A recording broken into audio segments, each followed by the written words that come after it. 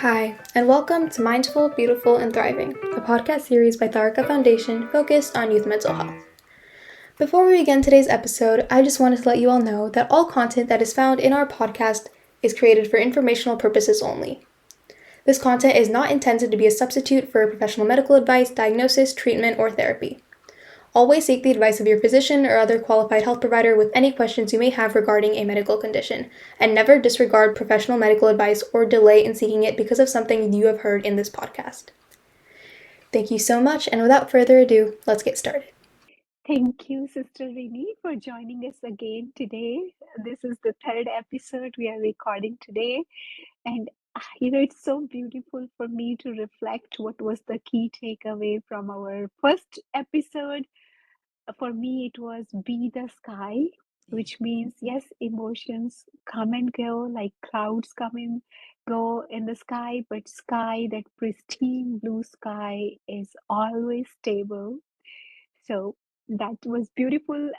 Key takeaway from episode number one.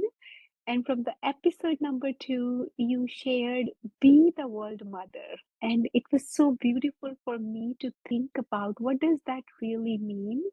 You touched a little bit, be the mother of your own mind. But then I was thinking, why did Sister Rini say the world mother? So I understood, each of us have that inner landscape, that inner world, the emotions, the stories, and so much is going on. Even though we say we share the planet Earth, we share the same, air or, sky, but ideally, like speaking, each of us have different world we are living in.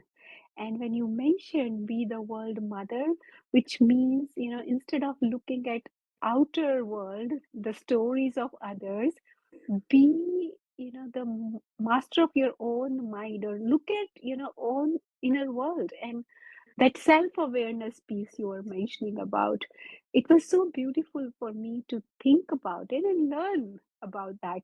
How can I be the world mother? So you shared great nuggets with us over the two episodes. And during the last episode, you were mentioning you do encourage your kids to bring their emotions at the dinner table, whatever they're feeling. So today I wanted to talk a little bit more about that. In today's world, I don't think kids even share how they're truly feeling with their parents. So, how do we create that safety net or environment where kids can bring their everything, whatever they're feeling with their parents? So, any insights on that? Absolutely. And thank you very much for inviting me, Sister Punam. And where should we start? Okay. Let's start with being the world mother and being the sky. And the most important aspect that I found about being the world mother is the attitude that I have towards my own feelings, towards my own emotions, is not that they are negative, is not that they are um, imperfect, right? And with the deeper understanding that all minds are interconnected. It's like when they say a butterfly flaps its wings here and it can create a storm in some other part of the world, right? So when I take care of my own mind, we are so interconnected that without us even consciously knowing it, we are taking care of all the minds. So you can think of it as waves in the ocean. So many different waves in the ocean. It looks like each wave is a separate entity in its own right. It appears to be that way. But actually, all waves are interconnected. And each wave is somehow affecting another wave. It could be the one next to it, or it could be the one far, far away from it. Sorry. So it's everything is so interconnected. So that's why when I feel that I'm taking care of my own mind, I am taking care of all the minds in the world. And from that perspective, I was saying that I am the world mother when I take care of my mind. And the I that is taking care of the mind is not the personal I with a name and a form, but that I which I'm talking about is like the seed of the entire tree, right? And that seed I, which is the same for all minds, actually, it's the essence of all minds. We may appear to be so different, right? And at a relative level, we do appear to be very different with different languages we speak and different nationalities and different culture and different bodies and different color of the skin. We appear to be so different, and it's something to be celebrated, of course.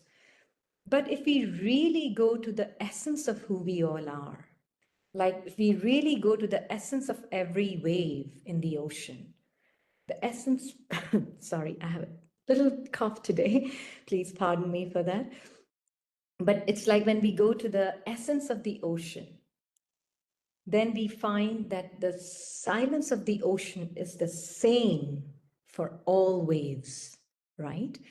So we celebrate the differences and the uniqueness at the relative level, but we also understand that in essence, we are all one infinite. And infinite is not a big word.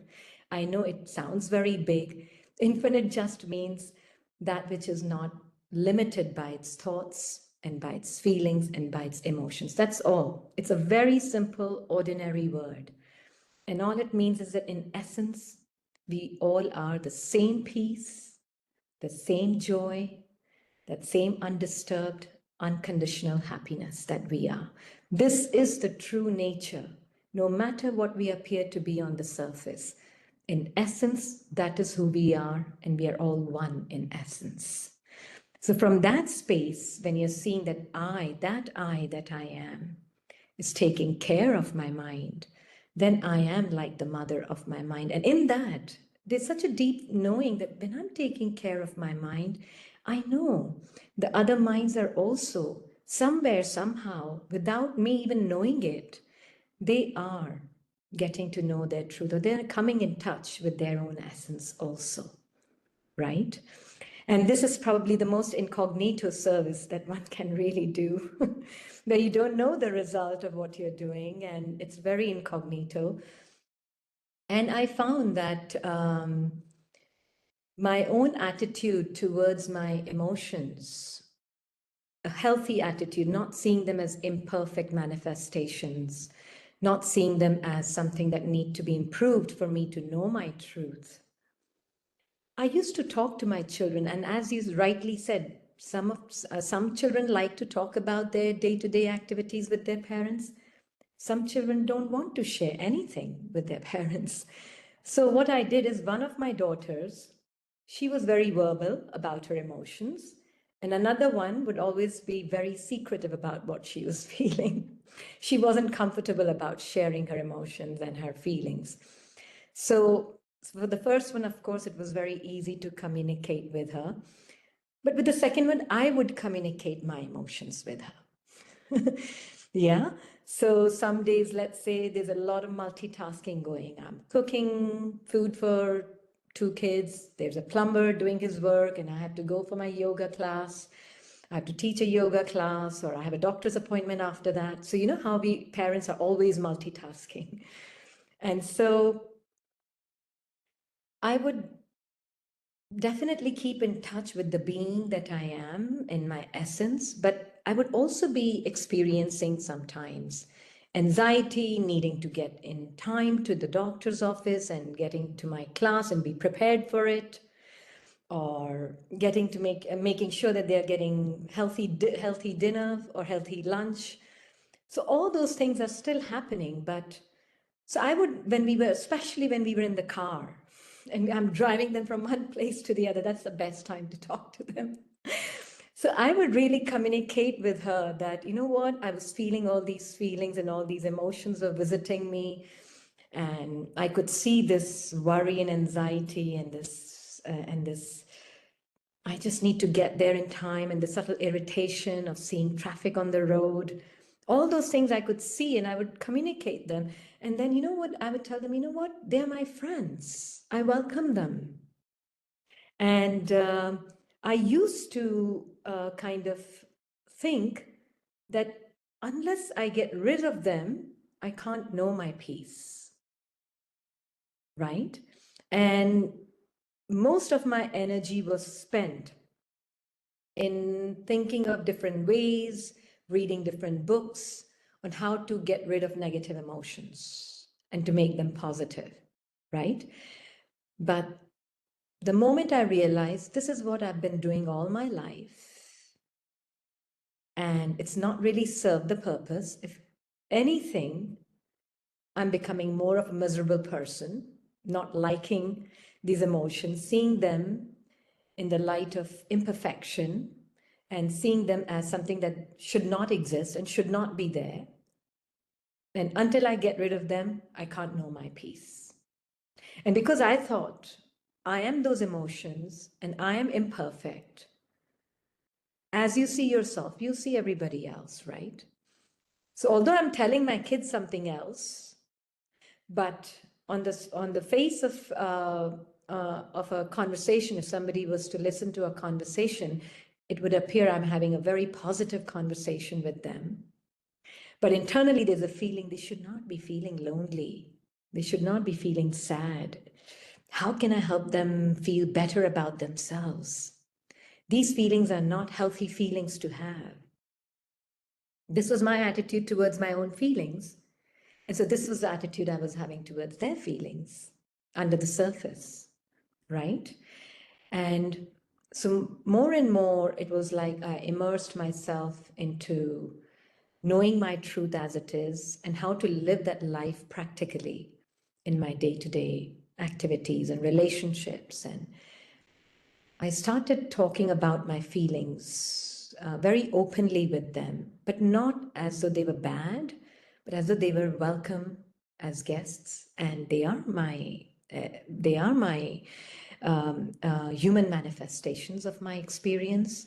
There's nothing wrong with them. It's very natural to feel sad. It's very natural to feel lonely, but that's not what I am. I'm aware of them. I'm aware of these feelings, but they're not defining me or limiting me in any way. My peace is still undisturbed, even if there's a peaceless feeling there, an emotion which is of anxiety, worry, fear, loneliness. That's okay. You're most welcome, and you can stay for as long as you need to. So whenever they would come back from school, and especially the non-verbal one, the one who did not speak much about her feelings, so, and I could see on her face, that, excuse me, that she's not feeling very, I could see that she's not had a good day at school. And so I would just, of course, you have to tailor your sharings as per the need of the hour. And so at times I remember I would sit with her and she would just sometimes tell me, just sit with me silently, quietly. So I would just sit with her silently, quietly. And internally, whilst I'm just seeing, she has the right to feel what she's feeling. And she doesn't need to change the feeling in any way for me to know her inherent peace and her inherent undisturbed, unconditional happiness. That's who she is in essence. And this human experience is manifesting right now.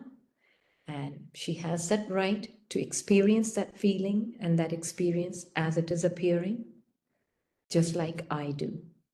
And I would just sit silently with her. And in time, I saw her defense mechanism, that wall that they put around themselves from the fear of being judged for what they feel, started falling apart.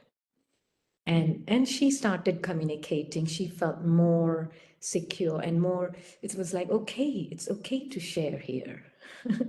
Nobody's going to judge me for that. So we started inviting these feelings to dinner, and we started talking about it in the light of truth that This is your experience that you're experiencing right now, and it's perfectly fine to experience it, but that's not what you really, truly, innately, inherently are. So, so I really found that the more I mothered my own mind, a better mother I became to other minds. Thank you, Sister Rini, for sharing more details and beautiful experiences. When you were talking, a lot of things came to this mind. Also, one thing, that oneness you talked about, I think that quantum entanglement. I watched a movie, I think Mhm. on Netflix. I also learned, yeah, we all are connected, whether we know it or not. Now, science is also proving it. That was one thought that came. And the second thought, when you were sharing, one daughter is expressive, other uses more nonverbal language. So my learning is, let the child be who that child want to be, right? Like, we do not need to force. Everybody's communication way is different, but as a mother, you adopt it to her style, and it's okay to be vulnerable.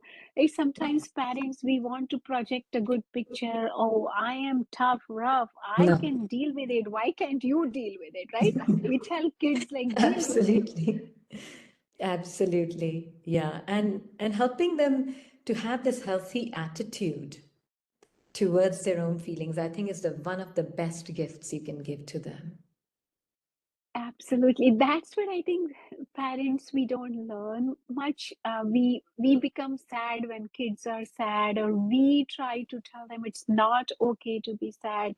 And I understand, like, there is a phrase going on, it's okay not to be okay. And Mm-hmm. you are also telling, like, sometime people may take longer time Yeah. to, come out of it, but everybody needs to go through that journey.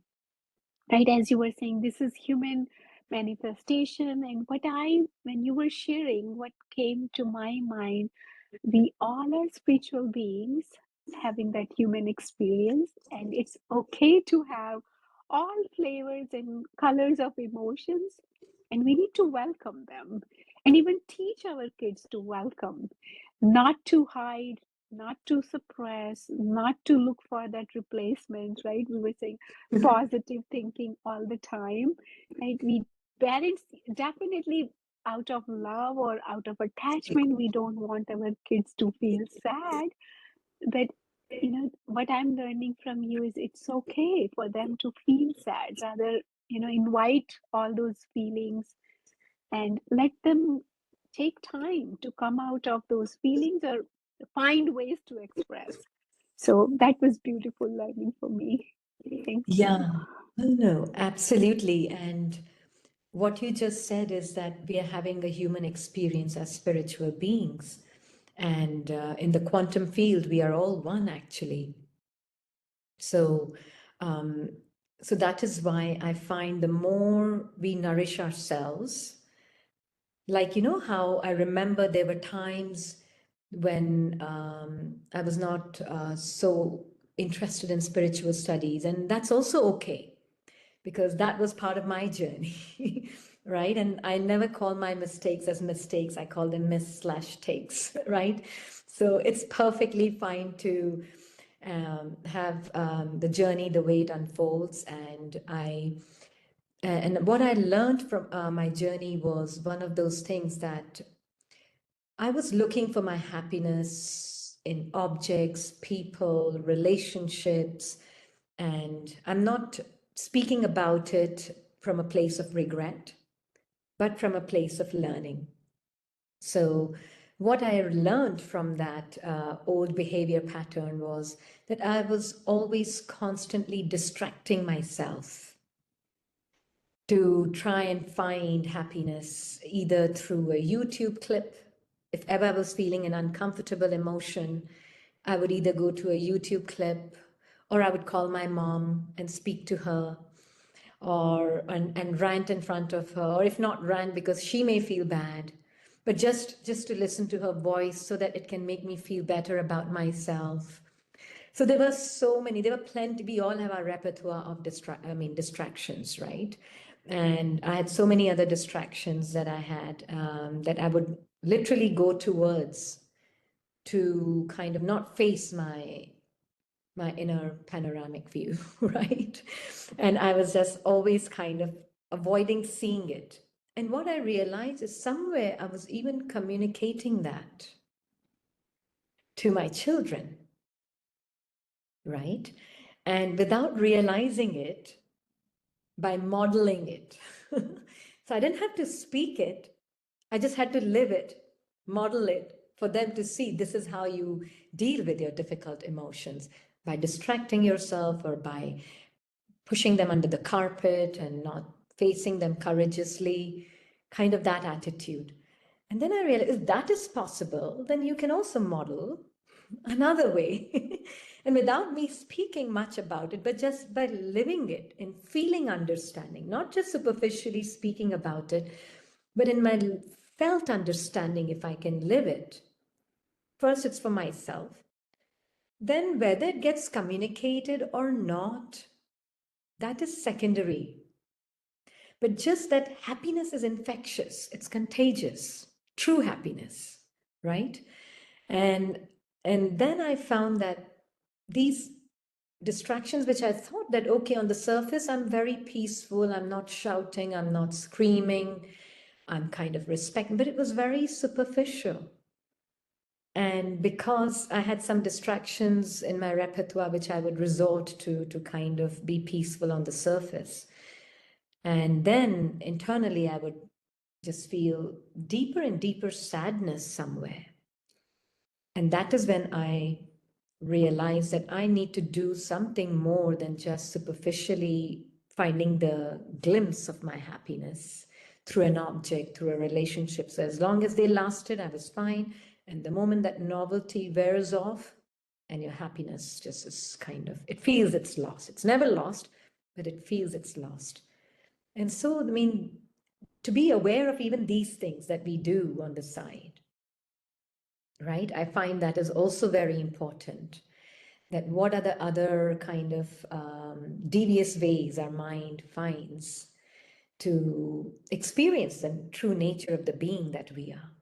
So it's not doing it out of any malicious intent. That's just the only way the mind knows today how to kind of find its, or at least taste the happiness of the being, the true nature of the being. So I wanted to kind of point that out because this was my experience, and if I think if it helps anybody else to kind of learn from it, I thought I'll share. No, absolutely. I think you're absolutely right. So, distraction, we try to hide emotions or not acknowledge or not face courageously. Rather, we distract ourselves. And even I could relate with what you shared. Even though I won't talk to my kids what I was feeling, but they can sense it. Yeah. Right? Without saying, the body language or the aura we carry, like, mom, looks like you're not feeling good today. And I was Mm-hmm. like, wow, I did not say even a word, and they can make it out, right? The way we can make out from kids looking at them, if they're not very like expressive, or we can feel it, right? So they can Absolutely. also they can feel from parents. And you're, as you're saying, the role model part, right?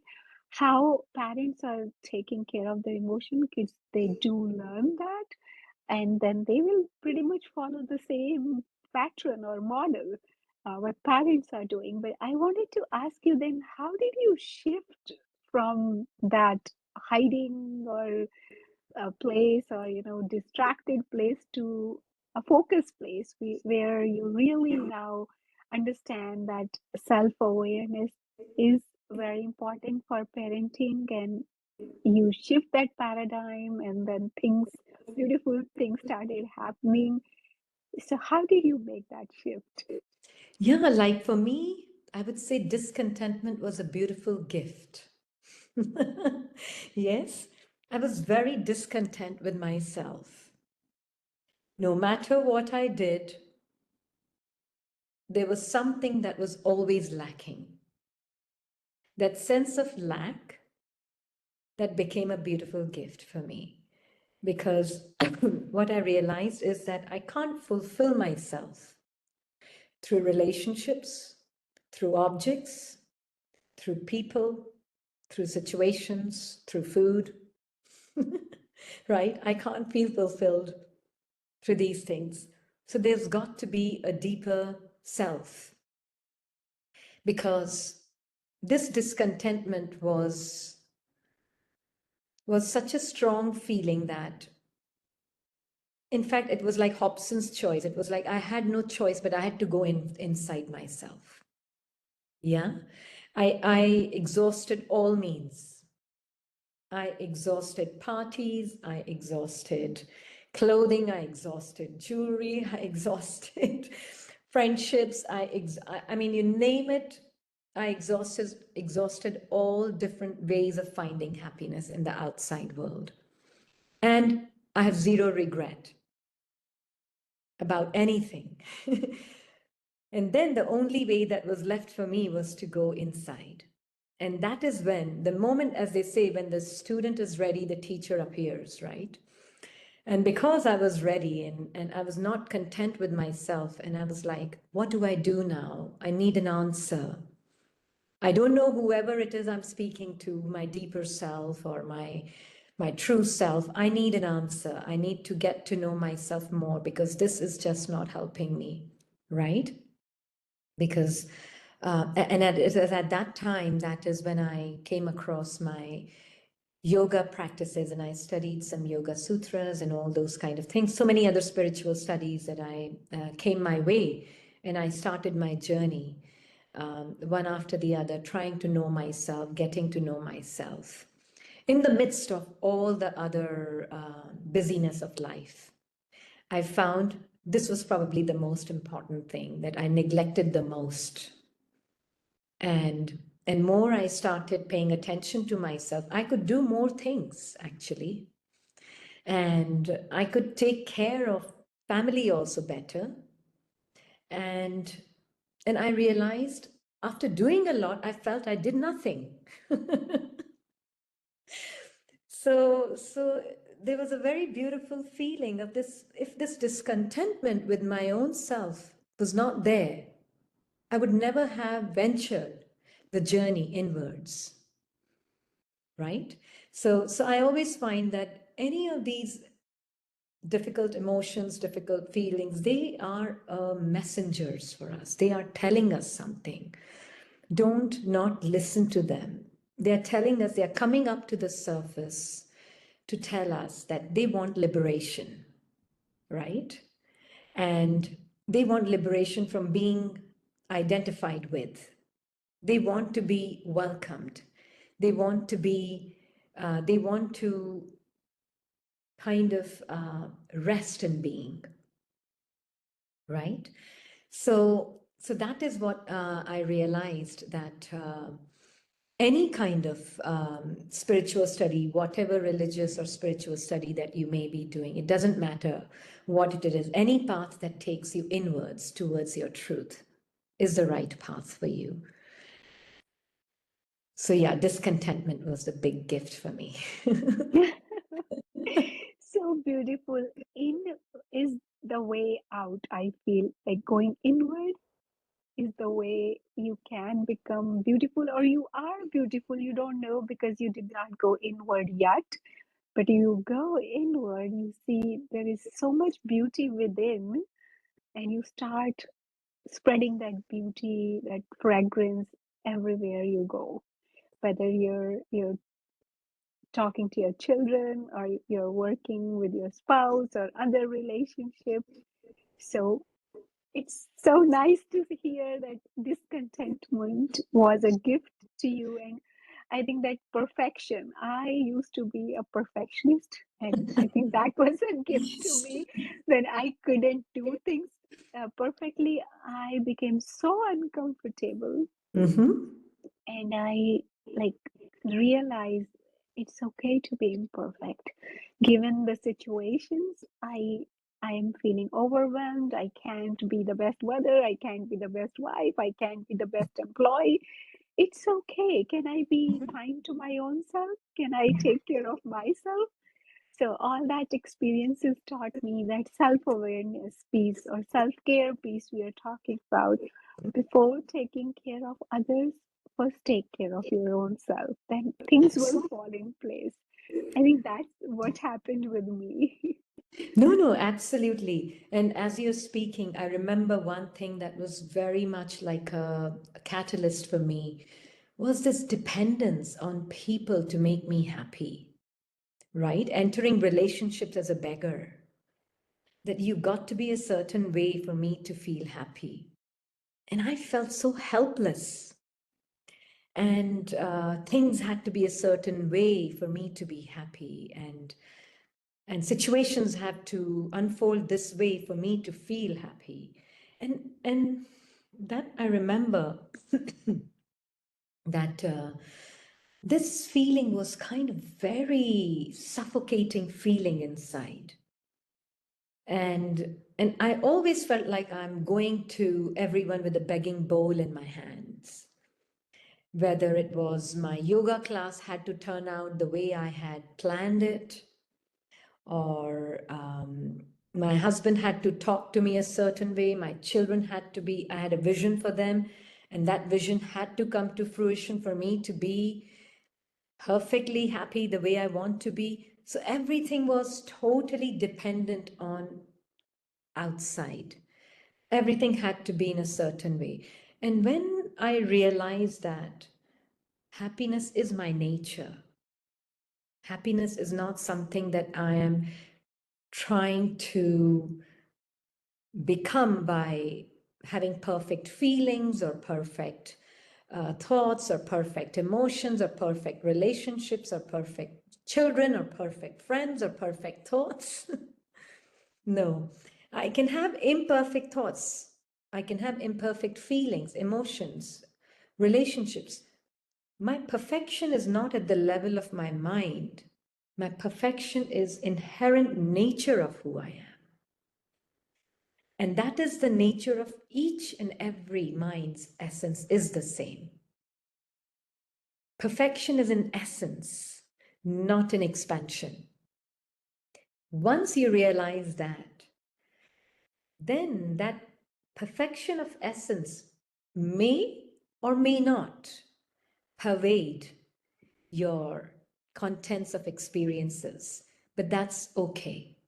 As much as it does, it's fine, but your perfection is in your essence. And when you start seeing perfection at that level, I found that you understood that all the pieces of the puzzle fit perfectly well. No piece is imperfect piece, right? It looks crooked, but it's not crooked. This is exactly how it is supposed to be for the puzzle piece of the heart to come together.